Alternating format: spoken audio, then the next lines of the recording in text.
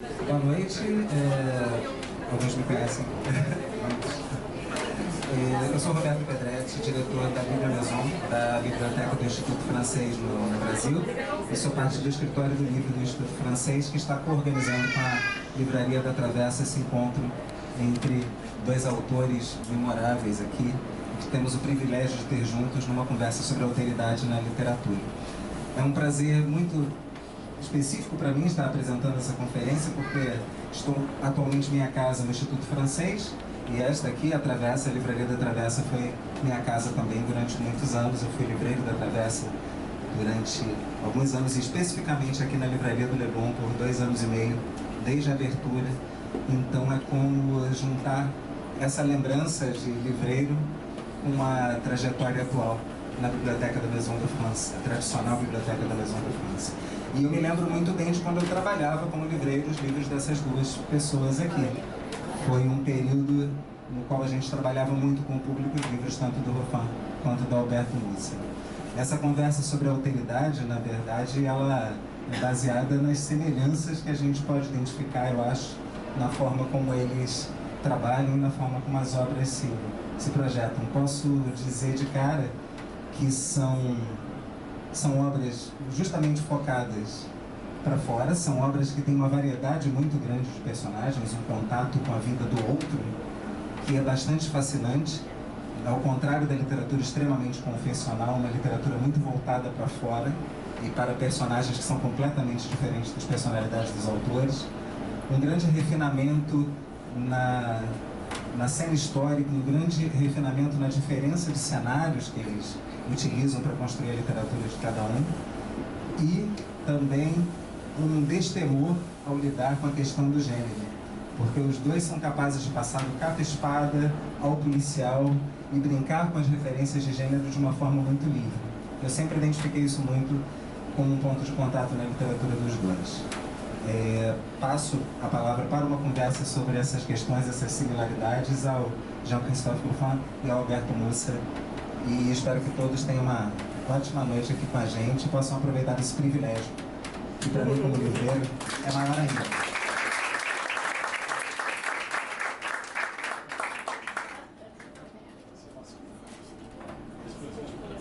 Boa noite para todos. Para começar, tenho que pedir desculpa para o meu português, que está um pouco desempregado, mas bom, eu cheguei uma semana atrás e está voltando um pouco. Então, nós estávamos falando antes do encontro juntos, dizendo que neste tempo tem uma moda de uma literatura muito íntima, muito baseada sobre uma experiência pessoal e, como dizia Roberto, muito confessional.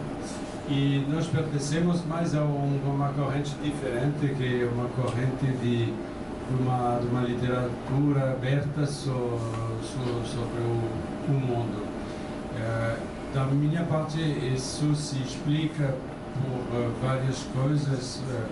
Primeiro, eu penso que, como me formei como médico no início, no fim dos meus estudos, eu tinha que jurar, não sei como se diz, jurar, aquele sermão de Hipócrates, sabe, que faz jurar que você pode ver tudo, você pode saber tudo, você pode entrar em todas as casas, mas sem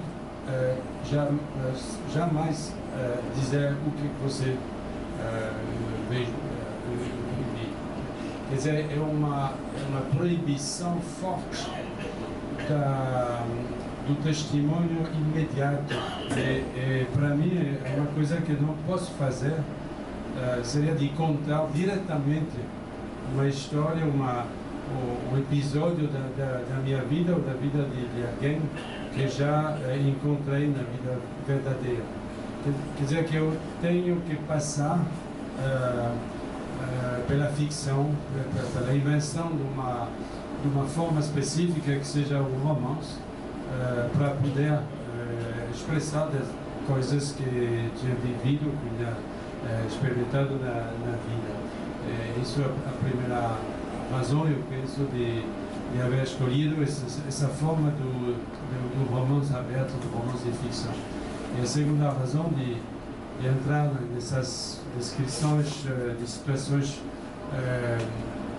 diversas e históricas, muitas, é que finalmente a minha prática como médico foi rapidamente uma prática no estrangeiro, no quadro das missões humanitárias, no quadro da situação de emergência, e eu experimentei muitas situações assim, eu diria, fortes. Eu estava enchido com essas lembranças, com as imagens, com essas paisagens e tudo. Eu escrevi para poder partager, não sei como se diz, compartilhar essa experiência. Quer dizer que, para mim, é um modo de fazer entrar os outros na experiência minha, através de outras situações, mas a experiência minha não foi uma experiência local, doméstica, mas foi, sempre é, uma experiência muito internacional, muito aberta, que se reflete nos meus livros. Bem, boa noite. Tá bom. Tá bom. É um prazer estar aqui mais uma vez. Pois é, nós conversávamos agora ali no café e eu, quer dizer, desde pequeno, a gente estava falando sobre isso, o Fran já se referiu, né? Uma espécie de moda de uma literatura que é muito fundada na crise existencial, né? Uma literatura que às vezes praticamente os livros só tem uma personagem, que é o personagem do narrador, às vezes duas, quando ele se refere a uma outra pessoa. Mas eu me lembro de ter crescido lendo muitos romances e a minha grande formação começou no romance especificamente, com os romances de aventura, né? Muitos deles do romance de aventura do século XIX, né? Alexandre Dumas, que era como a gente pronunciava antigamente, né? Esses livros, eu não sei hoje qual é a avaliação crítica que se tem deles, mas o que eu acho interessante é que a forma do romance, né, esse gênero que nós praticamos, a forma do romance, ela surgiu como arte popular. Ela era veiculada nos folhetins, né? Ela estava nos jornais, né? A poesia mais, a literatura mais erudita era talvez a poesia, certas formas de teatro, não o drama já foi uma representação popular, né, das artes dramáticas, mas o romance, basicamente, ele nasceu com uma forma, para atingir um público grande, né? E os grandes romancistas que, mesmo a crítica mais rigorosa, incorpora no seu cânone, eles foram populares, eles não deixaram de ser, né? Isso sempre é uma coisa que sempre me chamou a atenção, porque no século XX parece que houve uma cisão, uma criação de um conceito, como se houvesse uma literatura popular, né, e uma literatura erudita, né? Então esse romance popular, alguns gêneros, por exemplo, mais marcados, como por exemplo o romance de capa e espada, como o romance policial, né, como o romance histórico, esses gêneros que têm talvez uma possibilidade de definição mais óbvia, por ser mais simples talvez classificá-los, essas formas literárias acabaram sendo discriminadas por serem consideradas menores, porque elas, talvez porque tivessem um público. E aí vem a grande contradição que eu acho que acontece no século XX, que é essa ideia de que as formas mais populares, ou aquelas que foram fixadas no século XIX, que podem receber uma categorização de gênero, né?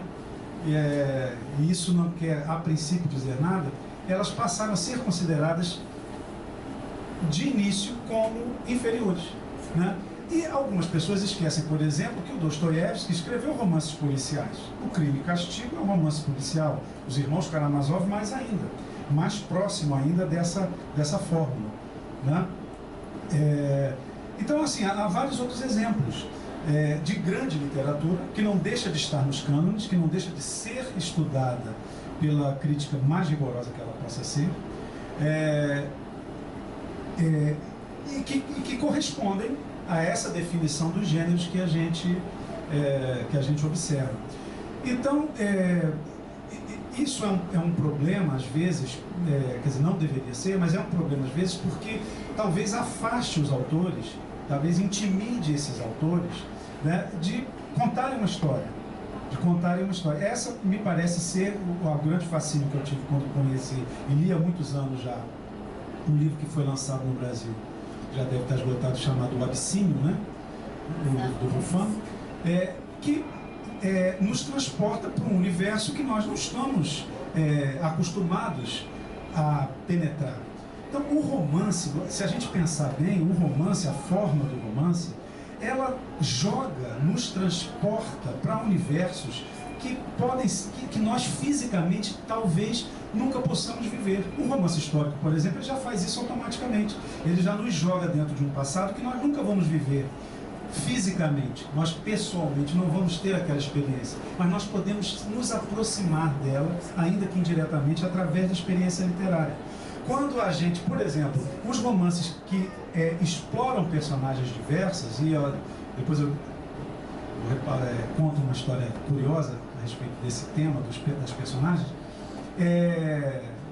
elas nos permitem também sentir sentimentos que nós pessoalmente nunca sentiremos. Então, por exemplo, se eu leio o Flaubert, o Madame Bovary, eu estou sentindo, acompanhando as emoções de uma mulher. Eu não sou uma mulher, eu nunca vou sentir daquela maneira, mas é uma experiência, ainda que tenha sido narrada por um homem, uma aproximação daquele fenômeno é possível. Existe uma criação de uma empatia, você passa a sentir um pouco aquela personagem, né? Eu também, quer dizer, toda essa gama de romances de personagens, seja nas questões étnicas, por exemplo, que é um outro ponto que eu percebo que o Ruffin se interessa muito e faz isso muito bem, é justamente quando você explora um tipo de cultura que não é a sua, né? Quando você tenta se colocar no lugar do outro. Essa busca é um enriquecimento, eu acho, individual, humano, amplia a dimensão do que nós compreendemos por humanidade. E a literatura, ela é um espaço privilegiado para que esse exercício aconteça. Então, assim, para mim é um prazer estar aqui, porque de conversar, né, e de reconversar, porque nós nos conhecemos e lembrávamos que tínhamos nos conhecido há muitos anos atrás, talvez mais de 10 anos, num encontro que a gente não sabe onde foi, mas nos encontramos e conversamos.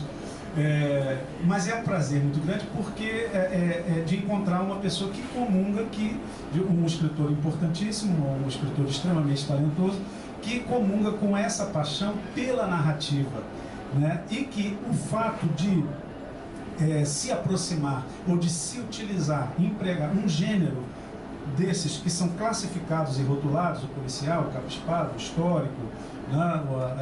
O de suspense, o de terror, o que seja, né? Não tem medo de contar uma história nesse sentido, porque você pode, o que a gente tem que fazer é nos colocar. Então, assim, eu fico assim muito satisfeito, muito feliz.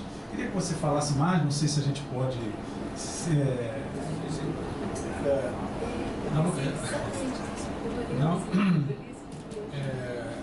Eu quis dizer que essa questão do gênero é muito interessante, porque lendo os livros dá para ver que você não se preocupa muito dessa questão do gênero. Você mistura assim o romance policial, o romance histórico, as lendas, tudo está misturado. E, bom, eu sou mais clássico no sentido que quando eu escrevo um romance de um gênero, o romance inteiro que está na mesma direção. Mas, de modo geral, eu não me preocupo muito disso.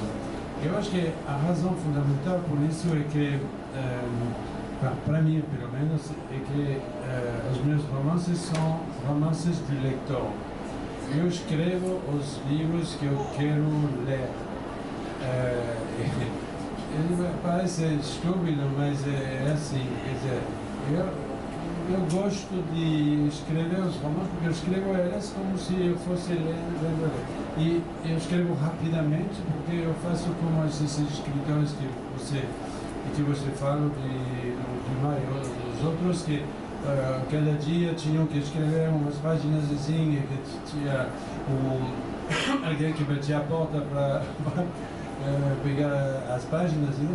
E eu faço assim, e para fazer assim tem que se sentir bem dentro do livro que você está escrevendo. Eu não sofro, eu não quero fazer sofrer os outros. Quer dizer, eu estou bem lá. Minha primeira profissão como médico é uma profissão que já, desde muito jovem, me colocou assim, em posição de encontrar, de sofrer o sofrimento, a doença, a morte, tudo isso. Eu experimentei tudo isso muito cedo. Quando eu escolhi de escrever, não era para retrovar todas essas coisas. Eu escrevi para me escapar. Então, eu não quis retrovar isso. Eu quis encontrar um mundo, criar um mundo que seja um mundo de luz, um mundo de prazer, de esperança, de felicidade. Parece estúpido. Eu estou aqui no Brasil, eu posso dizer isso, mas se eu fosse em França, eu estou com vergonha de dizer coisas assim, é como se fosse obscenidade, né? Porque se você escreve tem que sofrer, tem que ser triste, tudo. Mas eu não sou assim. Eu escolhi personagens de que eu gosto, né? E eu escrevo pela manhã, assim, 2, 3 vezes por ano, e quando me levanto aqui, vou retrovar esses personagens, estou feliz. E eu quero que eles me puxem assim. E isso não quer dizer que são romances para criança. Não quer dizer que o sofrimento, a morte, a doença, tudo não seja presente na vida desses personagens. Não, eles se encontram obstáculos, dramas, tudo, mas elas se confrontam com isso com uma energia, com uma coisa solar um pouco, que vai permitir, como nos personagens clássicos de Mozart, por exemplo, então, tendo essa força de ultrapassar esses problemas e de viver só. Também quando morrem ou tem problemas sérios, e sempre com essa força. E,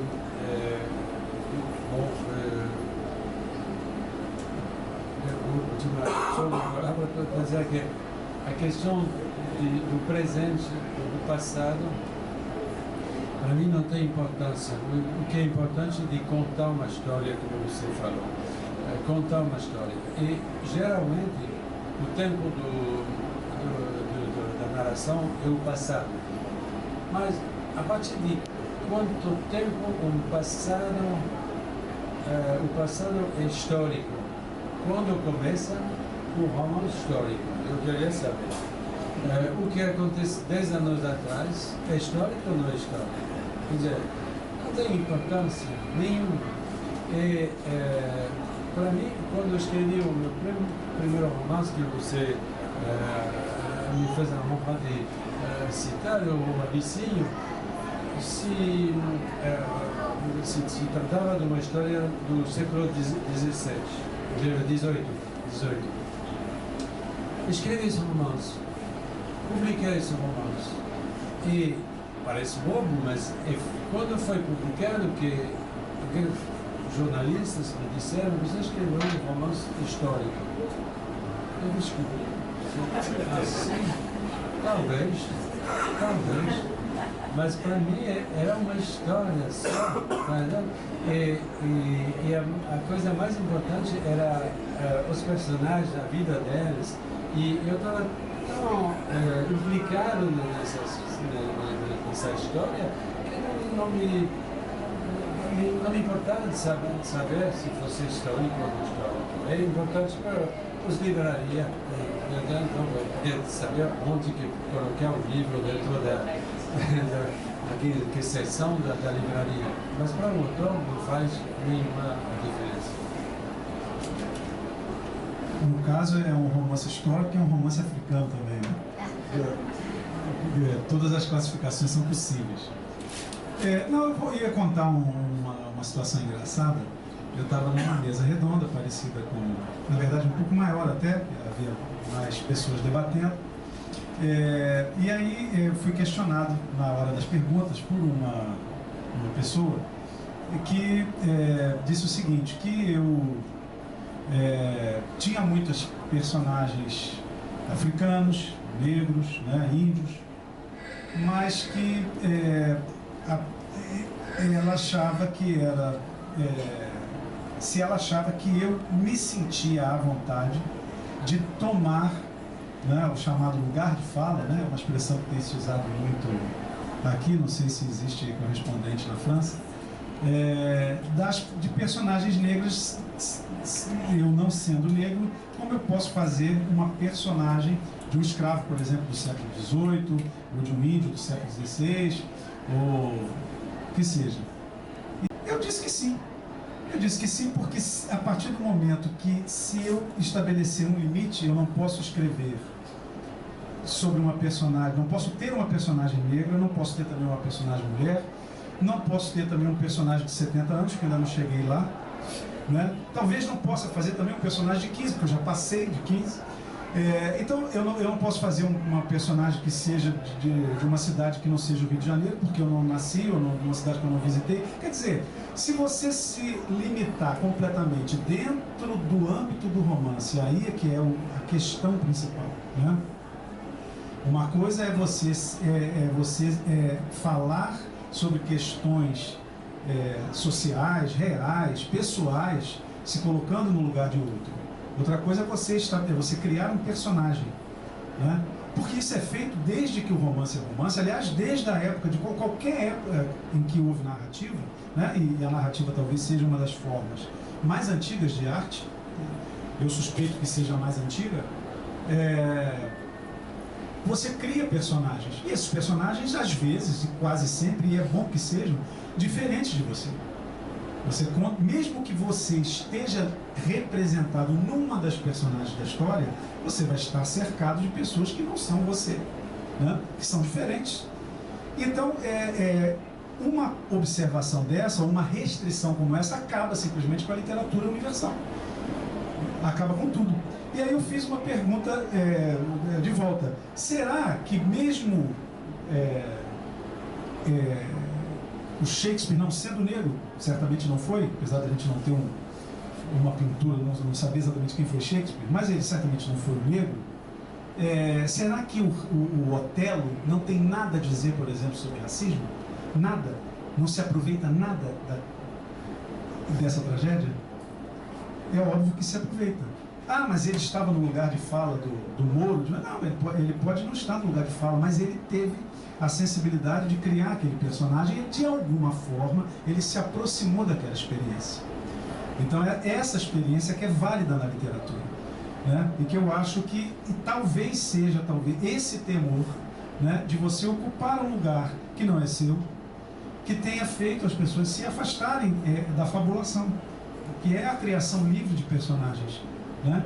De compor uma história múltipla, que você represente várias classes sociais, profissões que não são as suas. Então, né?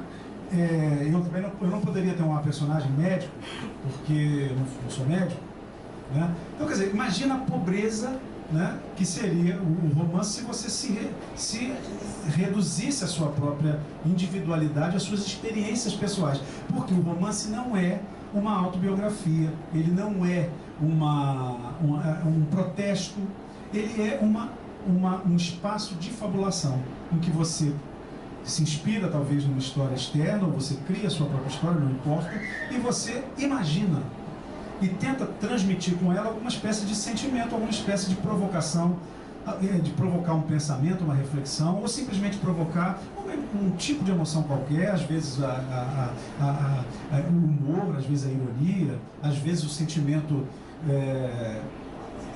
do horror, né? No caso de uma história trágica, qualquer coisa, né? Mas as histórias servem para isso, e você tem que vestir os seus personagens.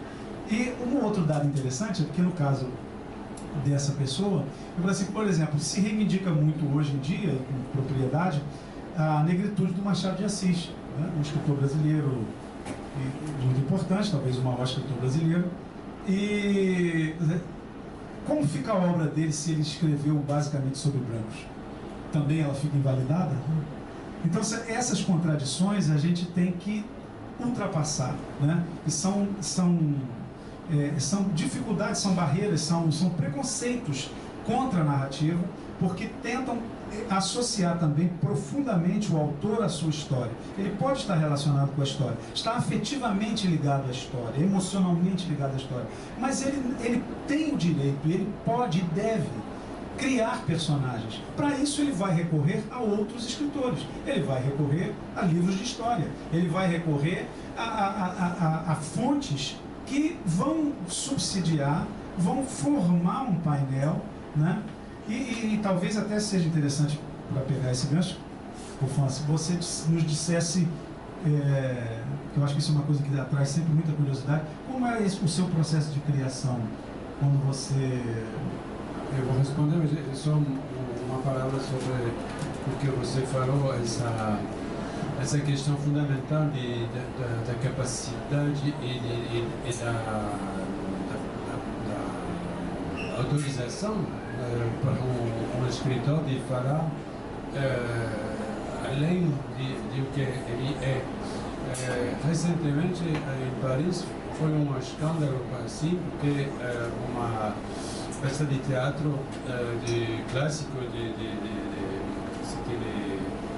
Eschyle, essa grega antiga, foi representada com personagem com máscara pretos, e não poderam ver a representação, que tinha uma demonstração, uma manifestação de uma associação de africanos de defesa dos africanos, para dizer que era impossível, que era proibido para eles de utilizar assim um rosto preto para utilizar, para cobrar assim o rosto de personagens brancos.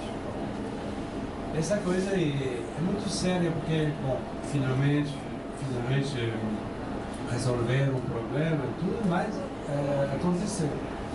E uma coisa muito importante, para mim, é importante dos Estados Unidos, essa moda de escolher, porque no início de escolher quem você é preto ou branco, você escolhe, quando tem estatística, você diz, eu sou branco, mas recentemente eu fui assim um salão de livro em Malásia, Penang, muito influenciado pelos Estados Unidos, e tinha uma mesa redonda.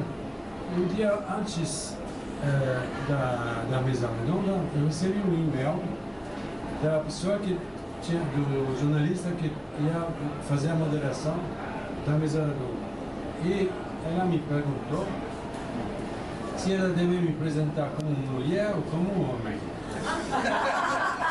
Então, eu estava um pouco estupendo, não? Eu falei, com 60 anos, homem, mas se você quer mudar, faz como eu quiser. E era incrível, porque o processo assim, você escolhe aqui, você quer ser mulher, não é problema. Mas uma vez que você é mulher, então você não pode mais falar como homem. Quer dizer, é uma coisa completamente louca, porque o Chris, realmente a base, como você falou, da criação literária, é de atravessar assim, os mundos, de passar do apartamento, do palácio do rico até a favela, do ponto de vista da mulher até o homem. Então, isso que é interessante. Se esta possibilidade é terminada, não tem mais literatura, ou só tem testemunho de pessoas que vão contar a história própria. Só. E ainda então isso é absolutamente fundamental. Não, para a sua pergunta sobre o modo de trabalhar, não sei, porque eu tenho assim, ideias que vêm assim. Geralmente eu espero muito tempo antes de escrever os livros. Por exemplo, quando eu vim aqui, morei aqui, foi só 10 anos depois que eu escrevi sobre o Brasil. Quer dizer, 10 anos depois de ser voltado para a França, que eu comecei a sentir a possibilidade de falar dessa experiência.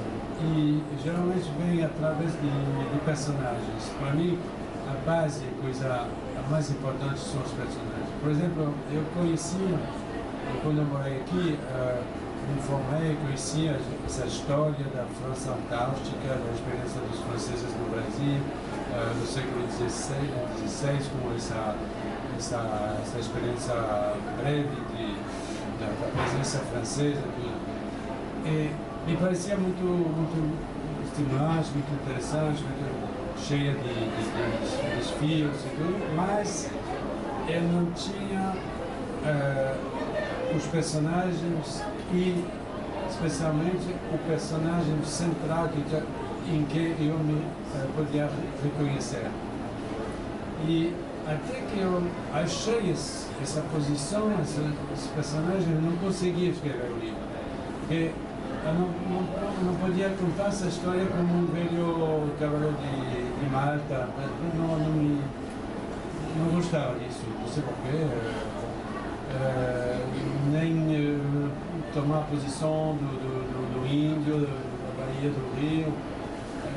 Não. É interessante, mas não é a minha posição. E finalmente foi muito tempo depois que, relendo um livro do Jean de Léry, que foi um dos participantes dessa expedição e que escreveu sobre a experiência dele durante esse período, eu achei uma frase que me deu a chave do livro. Essa frase contava que, para traduzir, para se fazer entender dos índios, das populações locais, naquela época não tinham intérpretes, porque tinha tantas línguas diversas assim, que não se podia ter um intérprete para cada língua. Tinha intérpretes para algumas línguas bem identificadas, como árabe, como chinês, mas para essas ilhas, essas regiões desconhecidas, não tinha. Então, tomavam crianças nas naves para servir de intérpretes, porque eles perceberam que uma criança, quando você utiliza uma criança, um menino, uma menina, são jovens assim, vão pegar as palavras e depois de 15 dias, um mês, 2 meses, vou falar naturalmente com os outros. Eu vou servir de intérprete. De repente, eu pensei, essa é minha posição. Essa viagem eu quero fazer assim, como um dessas crianças. Porque é uma experiência em que eu podia reconhecer uma experiência minha, que é a experiência minha, mas sobretudo a experiência de todo mundo. Quer dizer, essa passagem da idade da infância até o mundo dos adultos, em que você tem que aprender esses outros códigos, outros modos de se comportar. E a partir desse momento eu tinha encontrado a minha posição, um personagem central.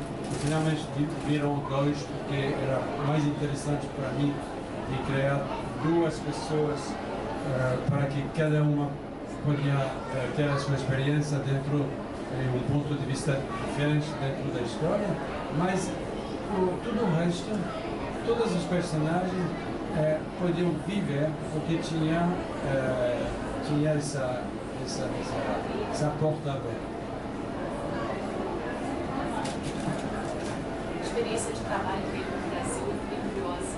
Sobre a sua experiência aqui de trabalho no Brasil, você veio como diplomata, né? Não como... Sim, mas eu estou com vergonha de falar disso porque na realidade não trabalhei muito, sabe? Não, mas eu falo sobre o controle de diplomatas reais que trabalham muito, estão aqui. Eu estava em um pequeno emprego de agricultura cultural em Recife, e o cara que estava antes de mim como editor cultural lá era muito simpático, mas era um filósofo que nunca passou os grandes concursos da agregação, tudo porque era cedo demais. E ele se levantava às 11, meio-dia só. E fumava muito, sabe? Fumava um pouco de tudo. E finalmente, quando eu cheguei lá,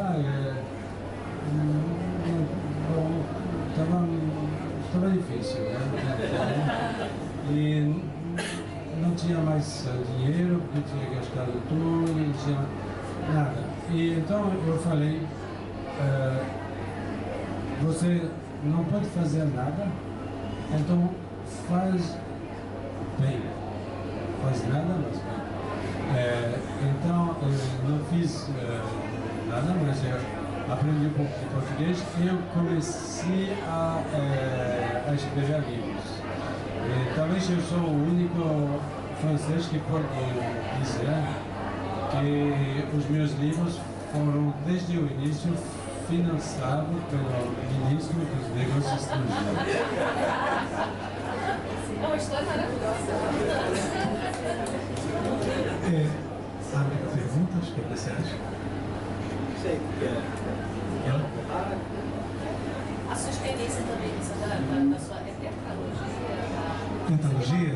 Você tem uma formação histórica ou não? Não pergunta isso, eu acho.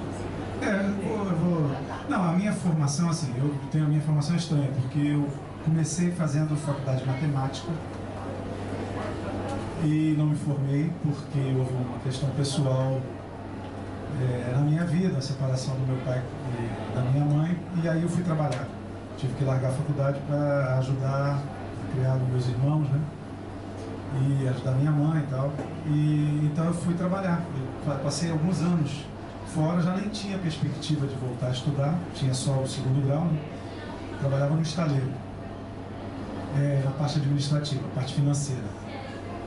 E depois, quando meu pai morreu, e aí a minha mãe conseguiu ganhar uma pensão, é que ela falou que eu podia parar de trabalhar para poder voltar a estudar. E nessa época, como eu sempre tive uma relação com a leitura muito intensa, desde muito pequeno, eu, para a matemática, já não queria mais voltar, porque também a matemática é quase que como um esporte. Se você para de fazer exercício, você depois, para retomar, é muito difícil. Então, eu não tinha mais condição, eu não me sentia mais capaz de voltar no nível que eu tinha muitos anos antes, para aquele, já tinha esquecido muita coisa. Né? Aí eu decidi fazer letras. E lá eu me apaixonei por linguística. Gostei sempre de literatura, é uma coisa que independeu, de certa forma, do que eu fazia, desde a época, trabalhando no estaleiro, eu tinha meus livros e nunca deixei de ler. Mas foi engraçado, na faculdade de letras eu fui por causa da literatura, mas eu acabei me interessando por linguística. E da linguística, automaticamente eu fui me aproximando da antropologia, da história também. Estudei latim, estudei línguas africanas, estudei línguas indígenas. Cheguei a fazer uma... Então eu tinha, assim, o meu sonho, na verdade, era ser professor na universidade. Mas eu me formei, comecei a trabalhar no dicionário do professor Weiss, contando a vida inteira, né? E aí, logo depois que eu comecei o meu emprego, eu escrevi a letra D. Eu era especialista na letra D. Tudo que era letra D, foi eu que escrevi. E o que aconteceu? Veio a época do Collor. E aí o dicionário parou. Eu tinha aquele emprego e a bolsa de mestrado. Fiquei sem a bolsa e sem o dicionário. Tinha um filho de 1 ano, meu filho mais velho, que hoje tem 30, tinha 1 ano na época. A minha mãe dele trabalhava comigo, ela era minha ex-colega de faculdade. Trabalhava no dicionário também ficou desempregada, então foi uma tragédia. E aí eu saí completamente da vida universitária. Foi só aí, com a saudade daquele tempo e tal, que eu me deu vontade de fazer o meu primeiro livro. E tive a sorte do professor Weiss, com quem eu tinha era uma proximidade, porque ele, né, eu era só um redator e tal, nem... mas ele soube, né, que eu tinha trabalhado no dicionário, depois o dicionário já tinha sido retomado, eles me chamaram para voltar, mas aí eu já não podia mais, já estava envolvido com outras coisas, não tinha mais como retomar aquela carreira. E aí ele fez o prefácio, foi o que me lançou, que me permitiu. E é curioso, eu tinha comentado isso com o Rufano, porque ele, no prefácio que ele escreveu, a primeira edição do meu livro, ele falou assim, que não sabia se eu teria futuro, por causa porque eram histórias, né? Ela falava do Rio de Janeiro, do Brasil, da história do Brasil, era um livro de contos, né? Então, assim, naquela época já não estava na moda esse tipo de literatura, então ele duvidava, ele tinha gostado do livro, mas ele duvidava se eu teria futuro como escritor, porque ele não sabia se meu livro seria lido, né? E realmente os primeiros anos não foram fáceis, né? A carreira literária é uma carreira que é lenta às vezes, você demora muito, porque os livros não são às vezes consumidos, não são lidos imediatamente no momento em que eles são lançados. Você às vezes lê um livro 10 anos depois, 20 anos depois. Eu mesmo compro tudo que eu posso, né? Mas muitas vezes vou ler um livro 10 anos depois, 15 anos depois. Outro dia eu estava lá, pegando um livro que eu comprei em 1990. Ficou lá na minha biblioteca. Aí achei, encontrei. Tá. Então, às vezes, assim, essa carreira é uma carreira que às vezes vai muito devagar, né? Precisa, às vezes, de um impulso de um jornal, uma crítica, uma premiação. Às vezes você tem sorte de um livro ser muito bem lido, muito bem visto, logo no momento, então acontece. Mas a minha formação, mesmo, completa em linguística, né? Cheguei a fazer o mestrado, um tema sobre línguas africanas no Brasil, e o meu doutorado, aí sim eu não completei, porque aí eu já tinha desistido, né? Foi dessa época aí do Collor, eu desisti do doutorado, que seria com línguas indígenas, e abandonei. Então essa que é a minha formação, não tem nada a ver com história.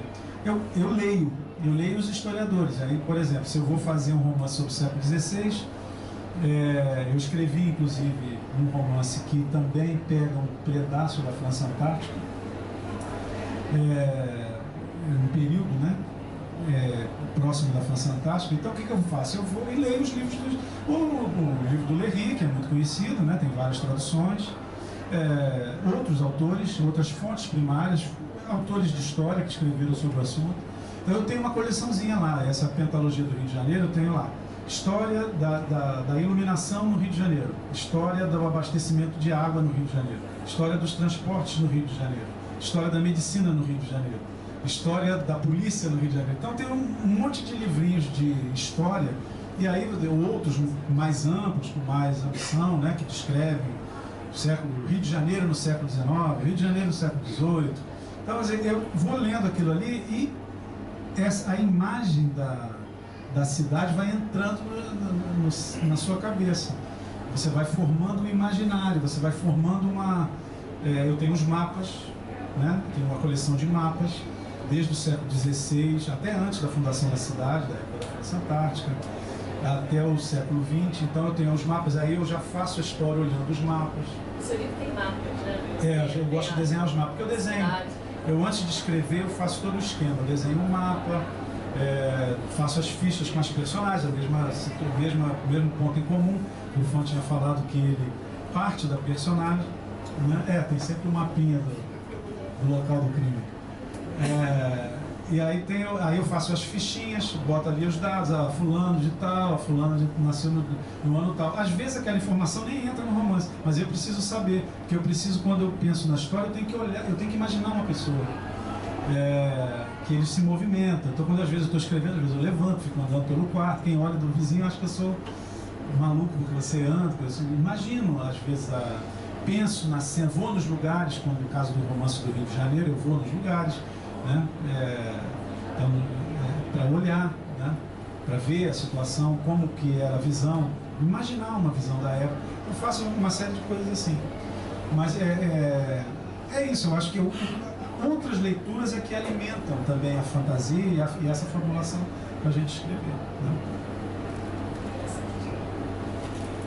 Eu posso dizer só uma palavra sobre isso, mas minha formação foi muito diversa, porque eu não tenho formação de literatura, nem de história, nem nada. E enquanto ele, por exemplo, estava estudando literatura, eu estava estudando o nome dos artérios, das coisas que estão no corpo, não sei como se chama em português. Mas quer dizer que eu tive uma formação muito técnica, muito prática no médico. E hoje, quando acontece, por exemplo, que durante um jantar, estou do lado de alguém que me diz: você leu isso? Geralmente não. Então eu vou falar, não. Porque eu sei que eu estou com falta dessa cultura. E no início, quando eu decidi de escrever romance, eu estava com um complexo de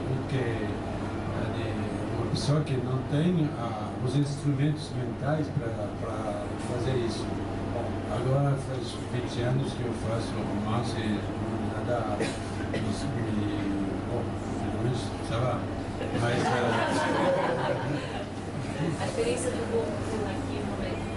Sim, então, só para terminar com o Goku, precisamente eu quis falar disso, porque no meu caso, quando eu comecei a escrever, foram duas coisas que me ajudaram muito. Foram os leitores, porque o sucesso no início veio através dos leitores, não do jornalista, não da imprensa, nada, mas os leitores e as livrarias que me apoiaram, que me ajudaram, porque tinha chegada assim natural, boca ao Xaoi,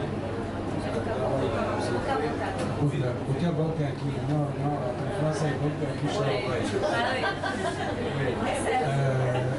Mas boca a boca assim, bom, agora, e depois os prêmios. Quer dizer que os prêmios, nós temos uma grande chance que tem esses prêmios, esses grandes prêmios do outono, assim como o Globo do tem 5 ou 6 grandes prêmios que dão a um livro uma uma força, um impulso enorme. Quer dizer que, bom, não é bastante isso, tem que o livro seja apropriado também, porque tem livros que recebem prêmios e não funciona bem. Porque se o prêmio não corresponde ao interesse do público, bom. Mas no meu caso era com Vermelho Brasil, que tinha escrito antes, foi publicado, tinha um sucesso do público, mas assim, de repente, tinha um concurso lá, e transformou completamente não minha vida, mas minha vida como escritor, que de repente eu podia viver do que eu fazia, tinha um leitorado muito amplo e muito fiel até agora. Então, no caso do concurso do Brasil, que é a sua pergunta, o júri Goncourt, a Academia Goncourt, decidiu de fazer assim, escolhas Goncourt em vários países, que é uma muito boa ideia, porque foi a primeira vez que aconteceu aqui no Brasil, a primeira vez para o continente americano inteiro, era no Brasil deste ano. Eu vim para presidir o júri que não dizia nada porque presidir, bom, são os estudantes que fizeram o trabalho, porque foram eles que leram os livros, que se apaixonaram por isso, com os professores de várias universidades do país, porque tinha alguns de Recife, Belo Horizonte, São Paulo, Rio, tudo, não? E era uma ocasião muito interessante de apresentar a criação contemporânea francesa, porque nas universidades, claramente, elas estudam mais os clássicos, e bom de mostrar que, além de Victor Hugo, depois de Victor Hugo e Camus, existem autores de hoje. Eu vejo isso, inclusive na França. Bom, eu não faço isso muitas vezes, mas acontece de ir às escolas, por exemplo. E para os estudantes é muito estranho de ver um autor vivo, tá vendo?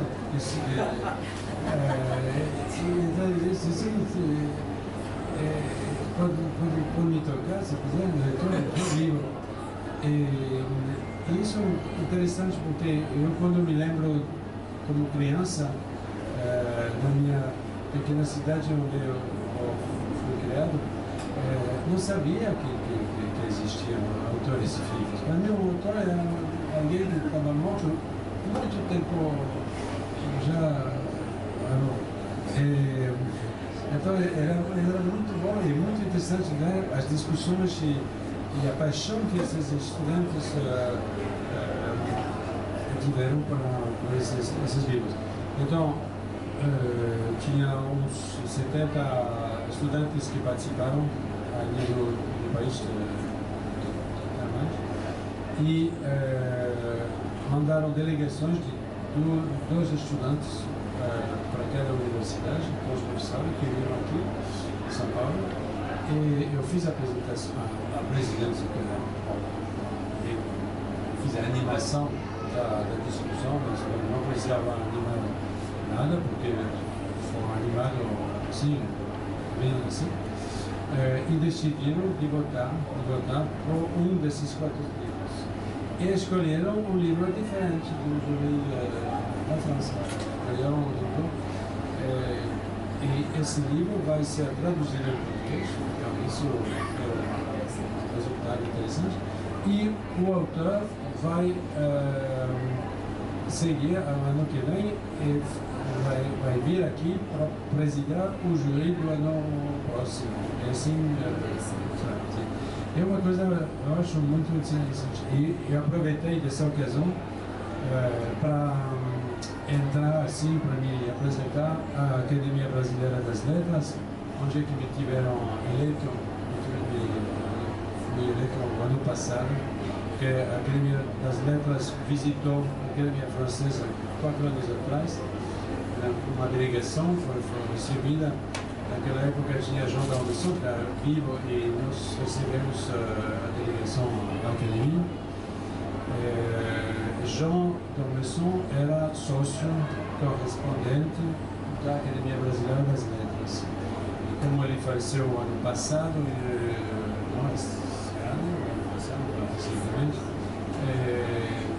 me elegeram, me fizeram essa grande honra. Então eu fui ontem para me apresentar.